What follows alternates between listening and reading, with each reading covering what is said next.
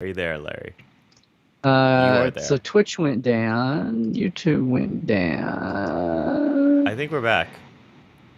See, I'm amazed if I lose it, I figure you're still the hub, but if you lose it, I figure that's the end of the ball game. Okay, we're But apparently back. not. We're back. Our folks are back. We're Okay. back. Okay. So, yeah, Charlotte had that really lovely comment about what forced the those Vulcans to leave and eventually become the Romulans.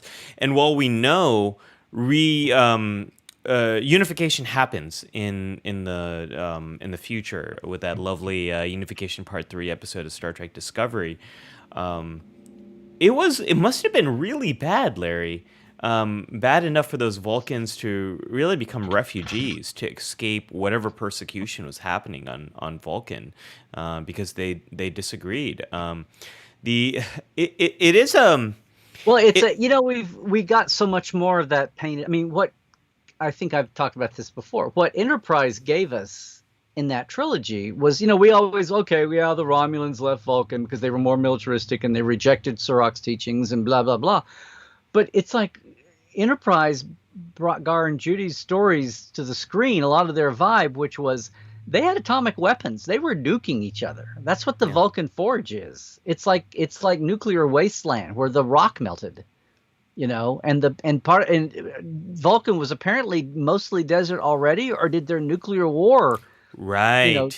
desertify Vulcan? Did that not happen until then? But the idea, because Is I that just why remember at it's so some point, red in wait the a minute, atmosphere?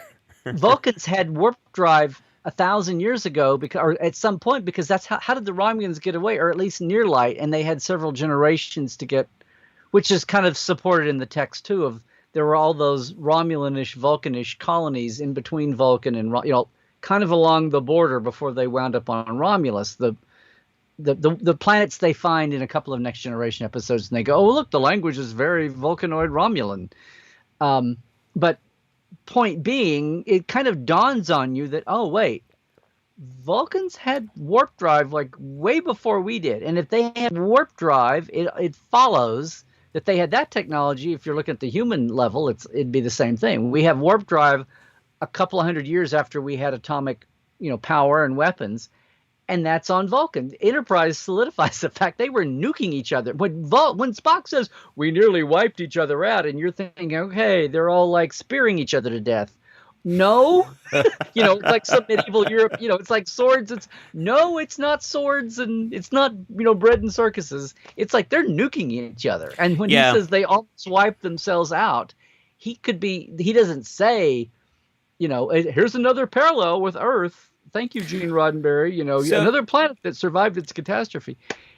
so I'm They gonna go a did. little I'm gonna go a little meta here, Larry, and Yes. say Yes. that this discussion is actually leading me to kind of reconstruct my idea of enterprise. I think, the great promise of enterprise was telling the story of the founding of the Federation.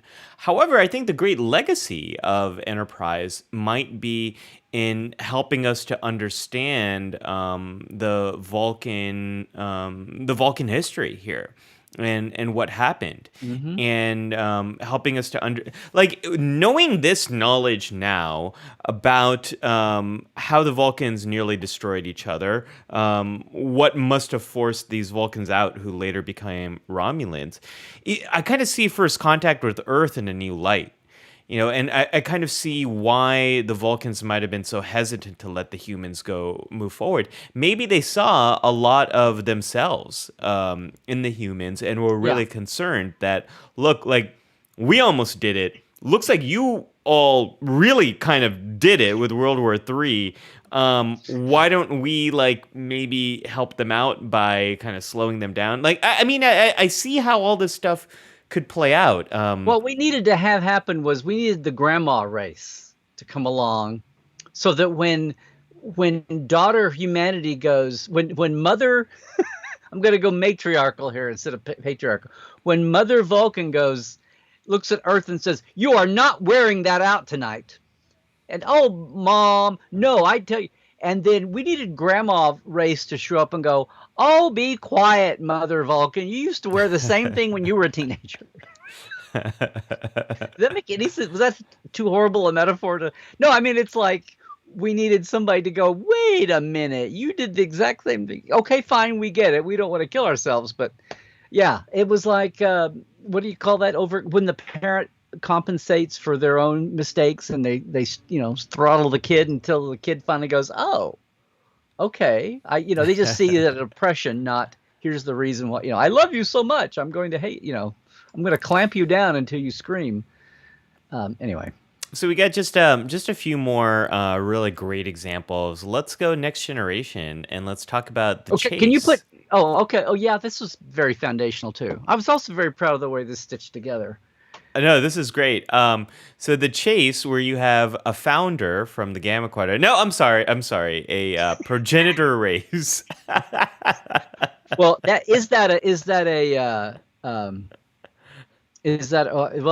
race that seeded the American Indian, the Amarins on the American Indian planet, the wacky Miramani's world, the preservers. This is the debate: is that not a founder? Is that a preserver? Because that's what the preservers did in the original series. And Oh, thanks to right. the seeding humans, specifically humans. But anyway, that's what. And Ron said they left that in. I asked him that at the time, and he said they left it vague intentionally. Like, well, if you want to believe that, you can. And they've never gone back to it. Well, this episode is so there's this archaeological hunt.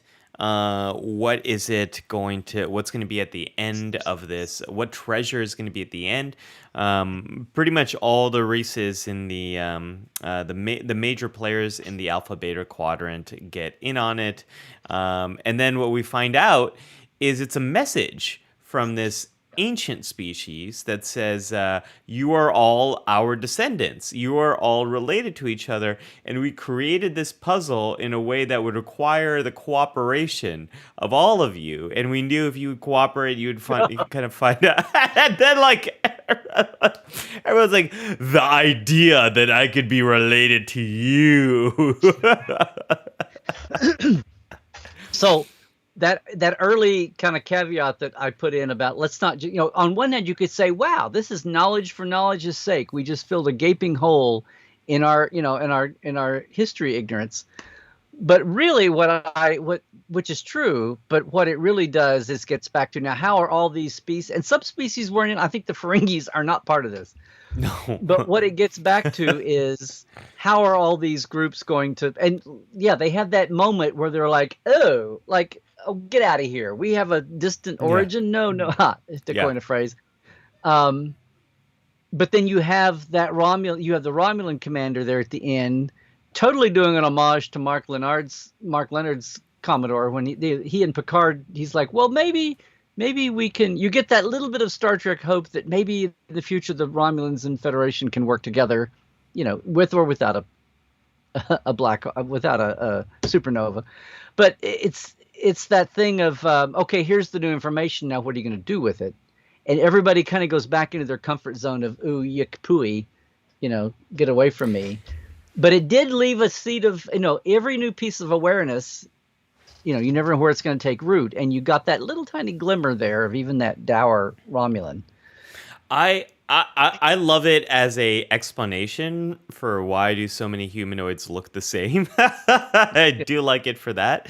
And I think there's a parallel here to ideas of humanity's origins, how we likely all came from Africa. And so what are the implications of that? And other more recent knowledge that some humans do have this link with Neanderthals, and some of us treated them better than others. And there are someone mentioned in the comments, unfortunately when the stream went down I lost all the old comments, so I apologize. I don't remember who said this. Somehow but, I still have the stream. I have the comments, but go ahead. Oh, well, someone was talking about genetic tests and what genetic tests reveal, and this knowledge of ancestry. And someone else was talking about discovering that my ancestors owned slaves. These kinds of new knowledge. How do we use it? How do we weave it into our narrative? I think the chase kind of speaks to those kinds of issues of how do we negotiate these different things that we might not be aware of at all. So I think it's a great episode for that. I think there's just a couple more. Larry, you mentioned Romulans and the supernova. Oh, well, there's So a very foundational. Oh, okay. You can throw that up. sorry, I keep It's the one I misdirecting keep you. wanting to show, and you trigger your finger. But they're all good. They're all good. But talk about we had the whole arc of a show based on people. It wasn't totally wrong because it was manipulated because it was a covert op as a cover up. The whole thing was, was Star the Trek wrong. Picard Yeah, synth, yeah, the yeah. synth attack. Yeah, so we see this in Star Trek Picard, and this is referencing the events of the 2009 Star Trek film, not the Kelvin timeline portion, but the Prime timeline version that we see with Spock's mind meld of Kirk, of Kelvin Kirk. You find out it's a Zot-Vosh plot to really manipulate mass thinking, and it worked because they're really good at what they do. But They're really then good it at what is, to do. but then to their credit, when it is revealed to be what it was, they totally reverse the ban on artificial intelligence and synths. And oh, sorry guys, our bad. Don't blame us. It wasn't our fault. We didn't dream it up out of nowhere, but we're gonna undo it now. You get all that in the last 10 minutes of the finale of Picard. But yeah, it was that's another case of where that was like massive. And since it happened to Earth and Earth's system, and Utopia Planitia was technically a Federation, outpost of a couple of hundred years standing, it rippled through the entire Federation, not just Earth and the solar system. But Yeah. to their credit, but that's a case where now if that had gone on for another, and that had just been what, 10, 12 years, if that had gone on from, the longer it was entrenched, the harder it might have been to root out. But there is that. Now, can you go to the one that I put together from the original series? Of course. Here you go, Which my was friend. yeah. So yeah, the moment and it's amazing to me that this was a point done for a script, and we've been dealing with it ever since. But the foundational bit of the Romulans being that they did look just like Vulcans, and the fact that it was a theory that they had roots together on the run, but the fact that everybody turns, and not just Styles, but everybody turns and looks at Spock when the Romulans' face first comes on the view screen. So anyway, but that's another case where we talked about reconstructing history. Now, like I just said, whether when the new facts are known, do you embrace them, or do you at least investigate further, or do you totally reject it? Much less cover it up. And that's all a range of reactions to reconstructed history. And reconstructed, I guess, sounds like it happened and it was assimilated into the fact that the Vulcan Romulan, after 100 years of not having seen a Romulan and apparently not being able to do long range scans, that they embraced the truth of that. It was even weaponized. Styles was even going to go all race baiting there on Spock and call him a traitor and all that. But the fact that it was embraced so quickly and rapidly, and Spock even was like, hey, we got nothing to do with those guys. It was like, oh, this explains a lot. Yes. I mean, he was all into his head. So that's that. But that's part of this. It's like, it's not just finding the new facts. It's what do you do with it? Where are you, and how entrenched, and how much is it part of your ideology or your agenda? Are you in a neutral place, or is this going to throw you like the Voth, or any number of places where it's, the Cardassians actually accepted the fact of the Bajoran early space tech in the guise of Dukat anyway. It was kind of amazing. I was always astounded that they went, hey, we'll give you a party then, guys. It's like, okay. But that was in the good Dukat. That was in the good Dukat era. They worried about they'd made him too nice. And I like how I like Glenn's comment. Alternate universe version of the Romulan reveal. Spock raises an eyebrow and says, "Dad, what are you doing on a Romulan ship?" Yeah, that confused a lot of people. Well, I've seen people say they watched Journey to Babel for the first time back in the day and go, "Oh my God, Spock's dad was the..." Yeah. Spock's dad's a spy. Ah. Speaking of Vulcans, Charlotte says, "You know what bugs me? Everyone focuses on Spock's Vulcan ancestry, but never on his human ancestry beyond his mother. Meanwhile, I'm sitting here being like, could I be Spock's great grandmother? Just saying, y'all." The It's def- Graysons of Terra. Yeah, that's it's well. definitely There are a lot of possible. people that talk about Spock being descended from. Sherlock. There's yeah, Sherlock Holmes because of the line, or Arthur Conan Doyle at least. But yeah, because of the one, is it the line? And as one of my Star Trek ancestors 6. said, yes. Yeah, yeah, yeah. Okay, there's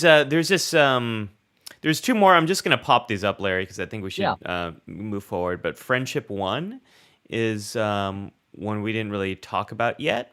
Um, Well, similar. there's another whole there's a whole other island here about newfound facts, but part which I was going to call the lost whatever. So like Terra Nova on Enterprise, Hmm.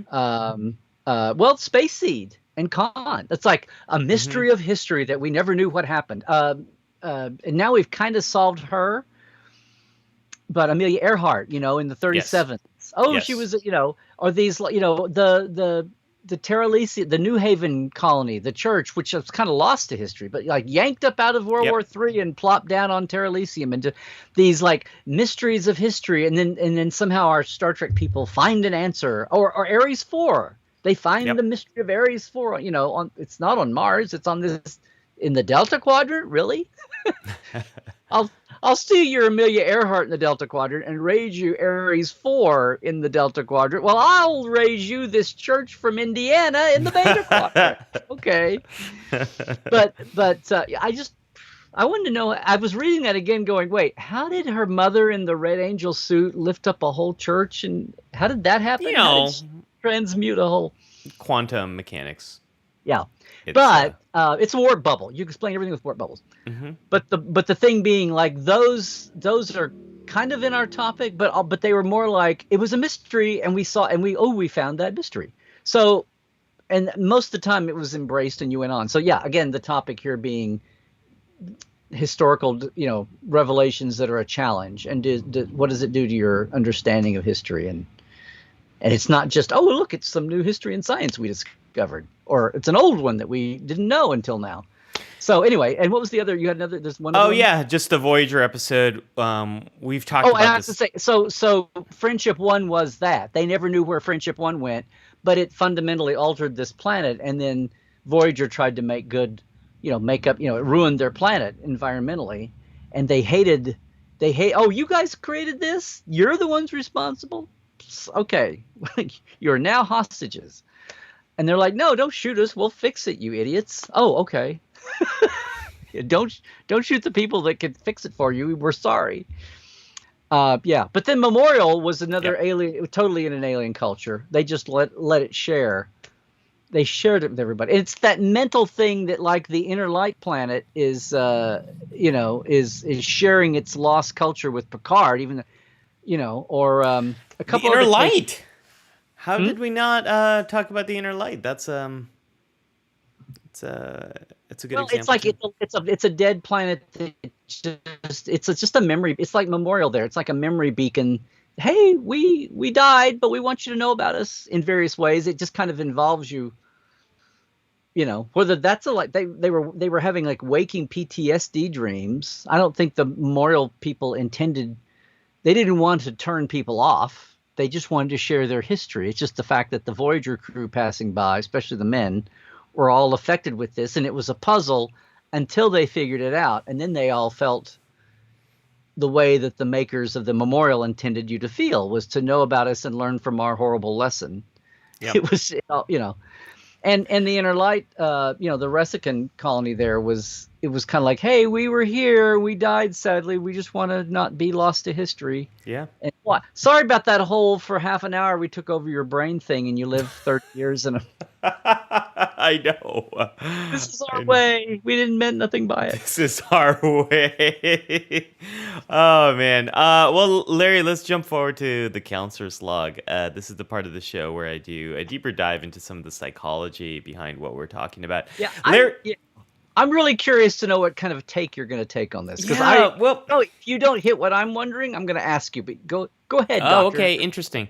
Well, so I could have gone down the memory route and talk about how memories are fluid, they're recreated. Memories are like Wikipedia articles; they're always being updated and changed. Sometimes we change them as the person who wrote the article, but sometimes other people can change our memories too, based on the facts and things they reveal. I also could have gone down the cognitive dissonance route and the pressures of trying to maintain the story that we tell ourselves about ourselves. But I actually wanted to go down a very different route, and inspired by the Tulsa Race Massacre, I wanted to talk about the intergenerational transmission of trauma.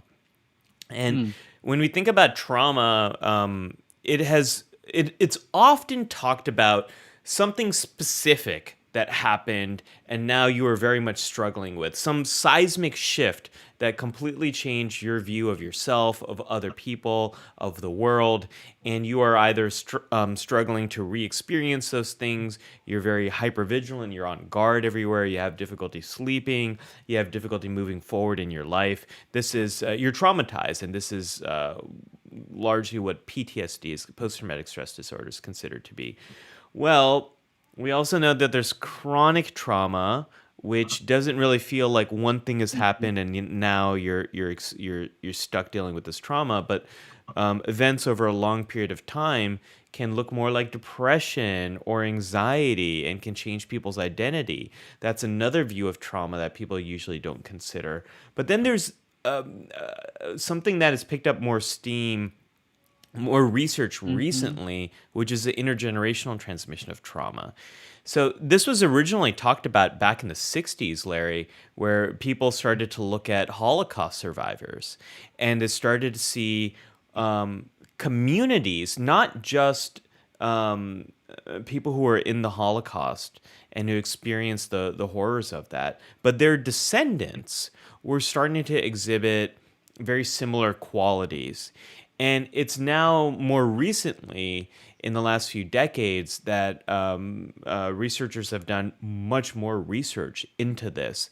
And what's been found is trauma can descend generations. Hmm. It can move forward in many different ways. Is most of the studies using the Holocaust as an identifiable study group, or is it Well, expanding out to yeah, like, that's what I was gonna say. yeah? Some of this research there's a lot of studies that have looked at Holocaust survivors and descendants of people who survived the Holocaust. But this has been shown in many other populations: Cambodian populations, Rwandan populations, with the Rwandan genocide. Cambodia, The the killing fields, the Pol Yes, Pot, the killing the Khmer fields of Rouge. Yeah. yep, yep. The Native American, American Indian population, obviously Black Americans. There, any group that was systematically targeted. You will see this in the communities for generations, and not to say that everyone experiences the effects of trauma, but what happens is. Not only through the lessons that people have learned, and one lesson that people often learn is the outside is not safe. We have to take care of each other, and no one else is going to be able to take care of Hmm. each other because the outside is dangerous. So we need to be overprotective, or you have parents that are still dealing with trauma. Their emotions are short circuited, and when you have a parent who's really suffering from a lot of trauma, the sound of a baby crying, it's not a signal to help, but it feels aversive and it's overwhelming. It's kind of like many veterans who come back from combat. When for some of them, when they hear fireworks, it's not a celebration, but it's dangerous. It Right. reminds them Yeah. of the trauma Gunfire, bombs. of Yeah. gunfire. Yeah, yeah. Yeah. So parents who have experienced trauma do not respond to their kids in the same way, and they often pass on lessons of overprotection, of being numb, And they're likely, the other thing that happens in a lot of these communities is they continue to be marginalized in some way. They continue to be experiencing oppression. This is very, very true of the Native American population. There's high rates of substance use, and there's also high rates of marginalization, of not having access to the same resources that other communities have access to, not having good quality health care. The COVID-19 pandemic has really Hmm. affected the American Indian population, the Native American population, so much more so than others.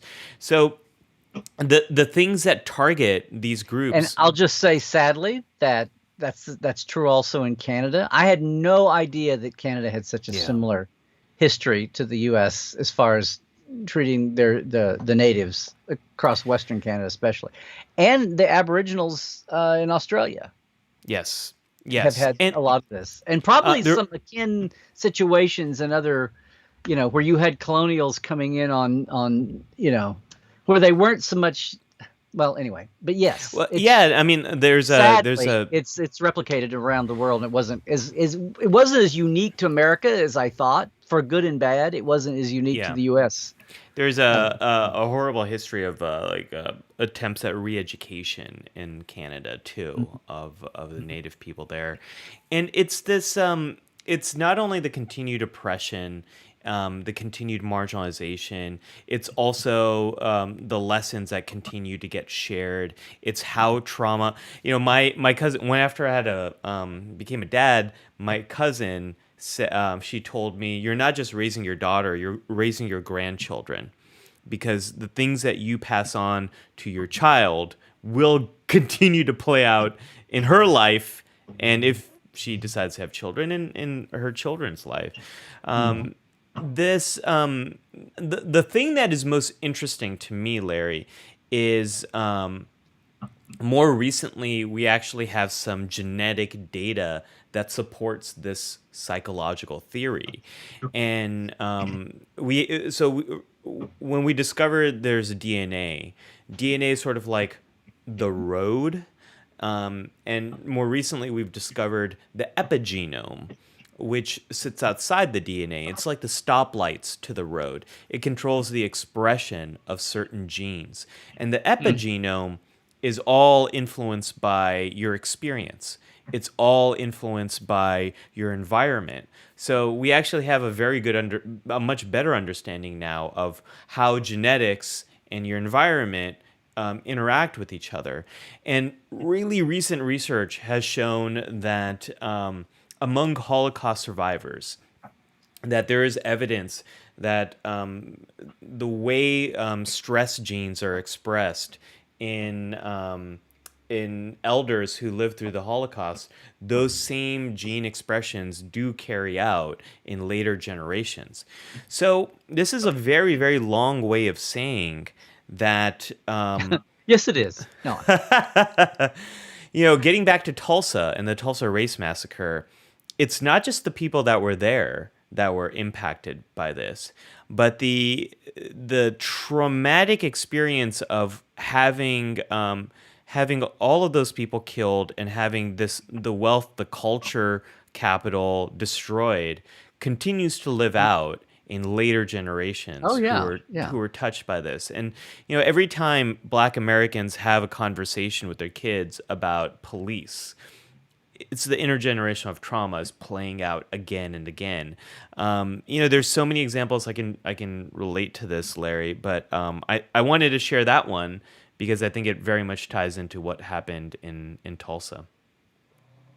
There is the whole race situation, and yeah, the native population is a completely different tragedy string that has its own ripples across time, and sometimes that's even like when forcibly ripped out of families, and the re-educate, they tried to whiteify the education, and it's that whole thing about we'll just blandify everybody and all our troubles will go, we'll just it's very Borgy, we'll just assimilate everybody Right.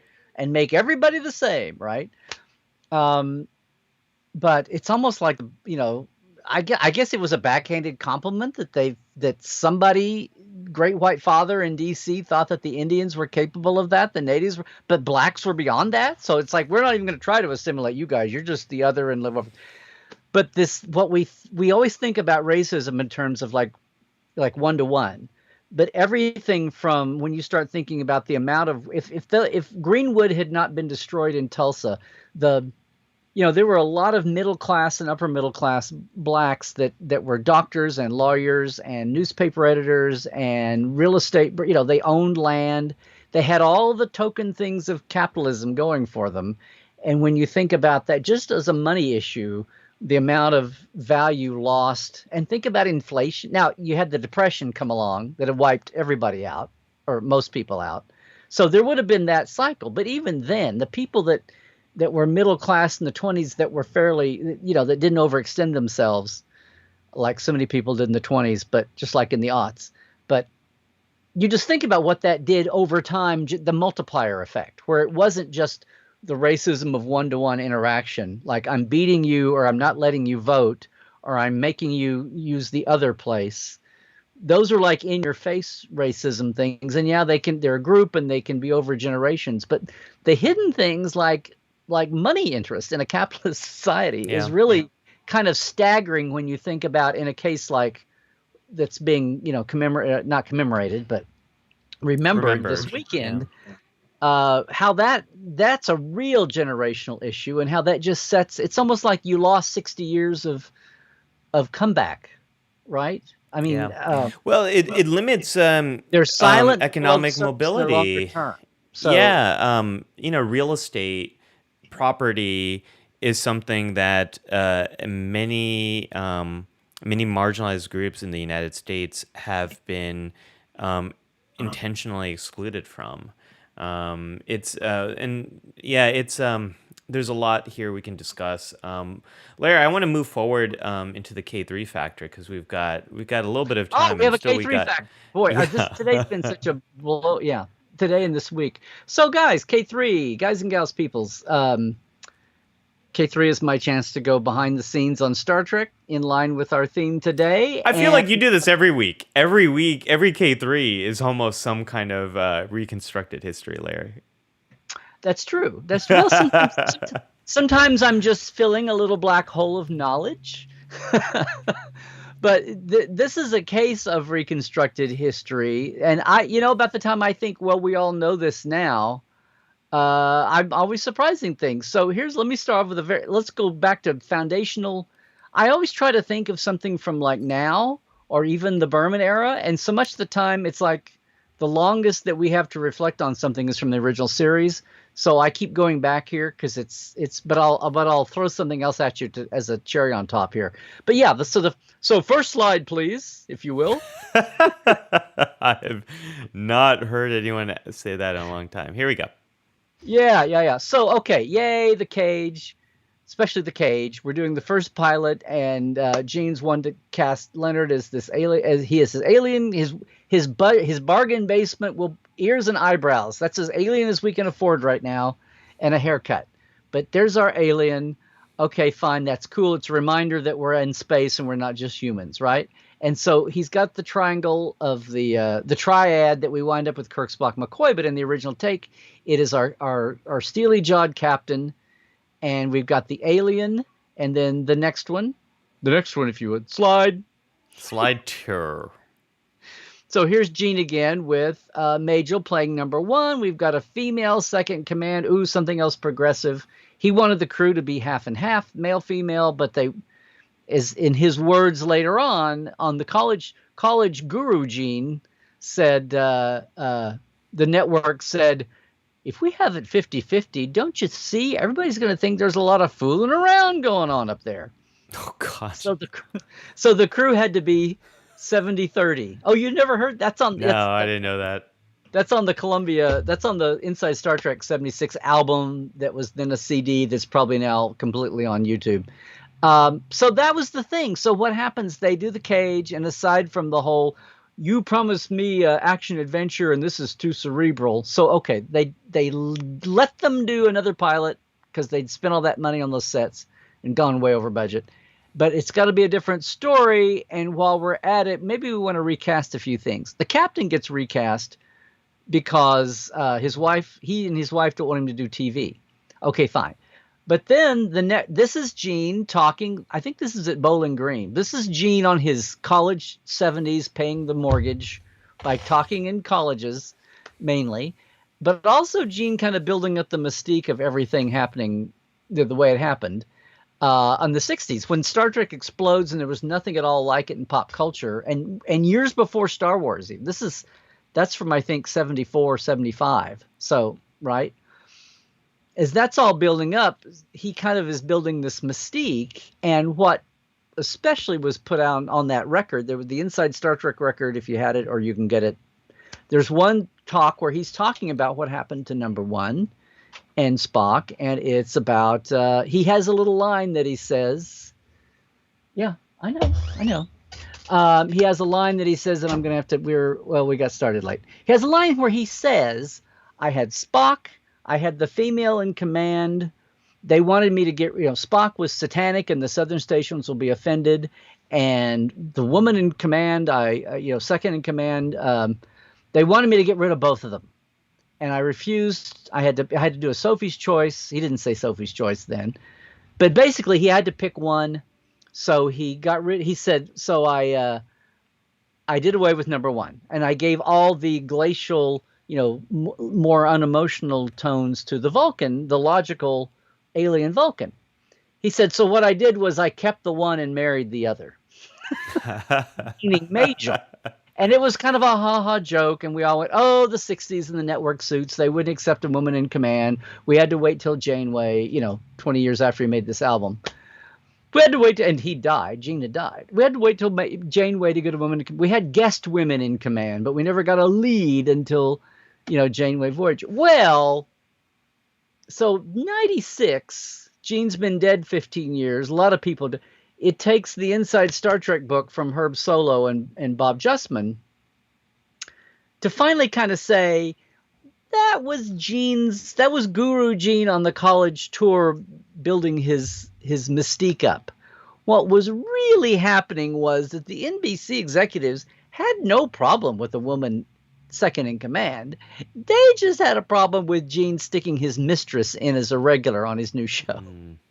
That they thought could really be. They all knew they'd been together for 6 or 7 years by now, and they knew what was going on here, and they were like, so this was Gene's, and people loved Majel after the Nurse Chapel and the Spock thing, and then she was with him, and they would do cons together, and then after that, Gene died. And Majel took up and then she was Loxana, and she was the voice in the computer, and beloved, and all of that. And these years went by. The Gene Majel years became the dominant part of fandom knowing. But back in the day, that was Gene's invented history to explain what happened without saying, well, they found out she was my mistress, and they didn't want that. So, that's why it happened. But Herb and Bob very defiantly say, no, they would have accepted a woman in command if it had been the right actress playing. They also had issues with Majel's acting, carrying it off. And they're like, we're not going to cripple the show's potential with a weak actor in place, especially when you're just doing it because it's who you're schlepping. Kind of. And there's a nice 60s Shecky Green reference for you. So that came out, and that fact has slowly permeated through all the newer generations to some extent. But the original generation of fandom that always loved to hear Gene tell that story, well, I fought for the Vulcan and I married the other one. I married the woman and I kept the Vulcan and I married the woman. And that was Gene's little punchline for that whole story. And then, there you go, bang. And we're caught now between people who had no idea that whole dynamic existed to people who did live through it. And they go, oh, really? And then the 5% that read Herb and Bob's book. And that. So the cherry on top of all this is the last slide that I sent you, which is to update this story. There's 2 more. There's this one, Larry. And then there's this. So, yeah. So there you go. So this is them. This is Majel and Leonard coming in for some basic, like early testing he's doing eyebrows apparently and trying to comb hair, and she's starting to do green, and they're taking the green out of her. Anyway, I just threw that in to Yeah, and here's the show how last one for you. experimental. So the last one was going to update to the Berman era. Here's a meme. When Enterprise was canceled, rightly so in so many ways, Brandon and especially Rick got a lot of guff. Can you see what this is? A Photoshop. This is from 2010 at least. You see that the Rick Berman character saying, Oh "We'll yeah. destroy successful franchise for food." P.S. Right? I'm good Whatever at he it. said. Yeah. So this was about 2010, and yeah, a lot of people, and you can criticize, Rick and well, you can criticize Rick in some other ways too. But as far as handling the franchise, it's a mixed bag there, and a lot of people would say, well, um, things might not have even been as smooth as they were had somebody else been there who succumbed to a lot of the pressures. And Rick went from being the guy who kept it going after Gene died to maybe he was a little too tight on the reins at best. Then within about 6 or so years after, say that post Enterprise depression of fandom, you started getting the stories where you found out how much interference Rick ran. And I'm not defending him up and down here, but you start hearing the whole thing. Like during Enterprise, the stupid little network people at UPN wanted them to have a boy band on the show every week in the rec room, and Rick fought that off, and nobody below really knew about it. He started talking about some of the. So it's again, it's a reconstructed history to where we have our, Fred Freiberger for the third season of the original series took a lot of guff and still does, but maybe it wasn't quite. Maybe it was more about just what Paramount had bought Desilu and was doing to the studio. Anyway, there's things in the moment that are the PR of history, and then we have the legacy of and the luxury of time passing to find out maybe the truer story, and then what do we do with it once we find it out? And we've been talking about this whole show about that in Star Trek canon, but here we're in Star Trek real life, and there's a couple of issues for you, and how do we react to it, and even like the Tulsa, like even who knows how many people even know that NBC, even though this has been out for 20 years, 25 years now, how many people know that the suits actually did know what was going on, and they resented, they had number one chop, not because of the concept, but because of the casting. I did not know that the network would have taken a female number one. That's Just not Majel. yeah, yeah. I see. When you paint it like that, that makes sense. I can totally see that. I can totally see how that would happen. Thank you, Larry, for that one. I'm gonna make my away mission very, very quick. Yeah. So this is the part of the show where I give you some type of exercise where you can apply the different stuff we've been talking about. And Larry, again, I could have gone in a lot of different directions here, but I wanted to actually make something a little fun, maybe, for people. No. Yeah, we deserve a little, not too much, but a little bit of fun this episode. So what I'd like you to do is find a photo, a childhood photo, a photo from long ago. And what I want you to do is kind of look at that photo and see who's there. What are all the things you can sort of associate with that photo? What's the history, the stories, who is in that photo? And to kind of like start jotting down who's there, where was this, what was actually happening, when was this photo taken, what happened before this, what happened after it, who took this photo, who do you think took this photo? And then what I'd like you to do is talk to the other people who are involved in that photo, either the person who took it, if you can, if they're here, if they're still with us, talk to the people who are in the photo, and then ask them, hey, what do you remember about this? What was going on here? And get a sense of your memory and this other person's memory. Where are they similar? Where are they dissimilar? And what's the truth there? This is one of the things that historians do. Historians have a very difficult job of, it's one of the, it's a discipline that requires an extensive amount of research. and it's very difficult to do. This will give you a little taste of that, and how we all kind of reconstruct our own histories. So, Larry, this is usually the part of the show where we do hailing frequencies. We are running late here. I know we both have to go. I just want to share one example that came from Nathaniel, which is really great. Great. I think the story about how racism was addressed in Bada Bing, Bada Bang is very interesting. How can you deal with the discrepancies between fantasy and history? I didn't even think of that example, Larry. That is that's a great one. And Cassidy's the one that sets him straight on maybe Yeah. the right attitude to have going. Yeah. So what does that do? End the trauma, in the generational trauma of how you react to it? Well, it's sort of acknowledging it while also trying to find a Yeah. new way forward. Making sure Yeah. if you can remember what actually happened and honor that, that might be something that helps you to move forward. So, Larry, with the sad music playing, Yes, guys. where I can have people? to duck out. Yes, You got to we duck out. Yes. Where can people find more of you this week? At Larry Nemechek, obviously LarryNemechek.com. Can you put the last image up there? Oh yes, yes, as yes, a yes, reminder. More and more people are starting to feel like they're coming out of the bunker. So just as a reminder for anybody who's decided that they are or they're thinking about going to Vegas, and maybe it's the last time because things are changing so much about the whole Vegas convention and the Rio and all of that, but we're offering the one-day Valley of Fire tour there. So check that out. You can get to the link over at LarryNemechek.com and Larry Nemechek on Twitter. Thank you, Okay. Larry, for that. Yep. Larry, I And- know you got to duck out. Dr. Lee, I'm going to leave the con with you to finish this out. So I'll be a bookmark. take us out. I wouldn't be here at the beginning, and I will be gone at the end. I'll take us out. Thanks, Larry. Okay. See you next Okay. time. So everyone, thank you so much for being here on this episode of Life Support Live. This week, I've got a few cool things that are going on here. As Jared mentioned in the beginning of the show, if you like to watch that video that YouTube made of me and kind of my story, you can check that out at youtube.com/YouTube. It's the video right over there. Maybe someone can post a link here in the comments. And then I also had a collaboration with HBO. We did a video in honor of their new season of In Treatment, which I have seen, and it's fantastic. It's lovely. If you're interested in mental health and therapy, definitely check out In Treatment.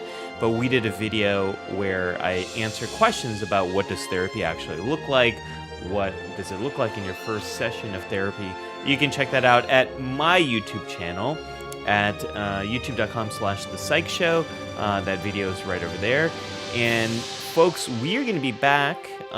We don't know what we're going to be covering next time, but we would love your requests. Let us know in the comments below what you'd like us to tackle on the next episode of Life Support Live.